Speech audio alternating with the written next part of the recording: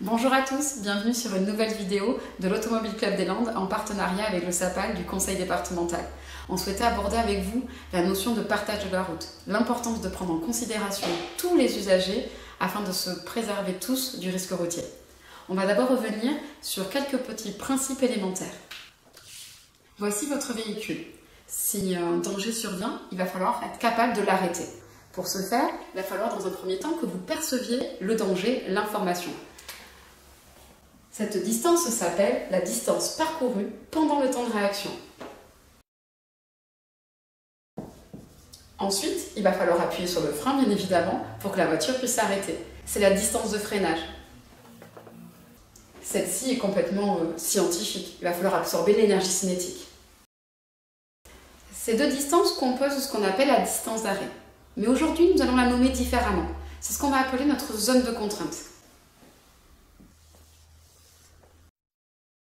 Pourquoi une zone de contrainte qu'on appellera donc ZC? Tout simplement parce que c'est la zone sur laquelle il ne faut rien qui se passe, puisque je serai incapable techniquement de m'arrêter. Et comme nous l'avons dit, nous ne sommes pas seuls. On a par exemple autour de nous des piétons. Le piéton, lui, autour de lui, a une zone d'incertitude. Une zone sur laquelle il peut me surprendre, vers l'avant, sur les côtés ou encore vers l'arrière.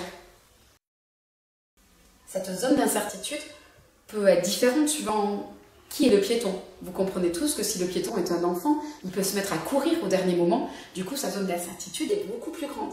A l'inverse, un cycliste, lui, a une zone d'incertitude uniquement vers l'avant. Il ne peut pas aller au dernier moment vers l'arrière. Nous avons donc dit que pour le piéton, ou encore le cycliste, ou même un autre automobiliste, cette zone serait la zone d'incertitude. ZEI pour nous. On est bien d'accord, la zone sur laquelle il peut me surprendre. Si on se met en situation, voilà ce que ça donne. J'ai mon véhicule, mais maintenant j'imagine mon véhicule avec sa zone de contrainte. Il faudrait toujours que vous l'ayez en tête quand vous conduisez. Puis, à côté de moi, je vais rencontrer le piéton. Avec lui, sa zone d'incertitude. Vous voyez qu'à ce moment-là, se crée une nouvelle zone. Cette zone de rencontre, on va l'appeler une zone de danger potentiel.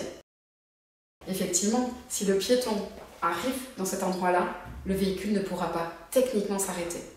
La seule solution, anticiper. Pour le véhicule, il pourrait venir se décaler, ici sur le côté, et du coup créer une zone de contrainte sur le côté qui ne rencontrera pas la zone d'incertitude du piéton. Ou encore, comme nous avons dit que la zone de contrainte était composée de la distance de freinage, réduire son allure à l'approche du piéton, ce qui lui permettra de réduire clairement sa zone de contrainte et du coup ne plus être confronté à cette zone de danger potentiel. Mais attention, le piéton a lui aussi un rôle à jouer. S'il décide de se décaler, comme ici, il pourra également enlever cette zone de danger potentiel ou réduire son allure par exemple. L'idée ici, c'est de comprendre qu'on est tous ensemble sur un réseau qui est unique. Et plus on va réussir à se comprendre, à se mettre à la place des uns des autres et à agir en fonction, en adaptant son positionnement ou encore son allure, ça nous permettra d'avoir à tous un réseau beaucoup plus sûr et du coup une conduite plus apaisée. À bientôt!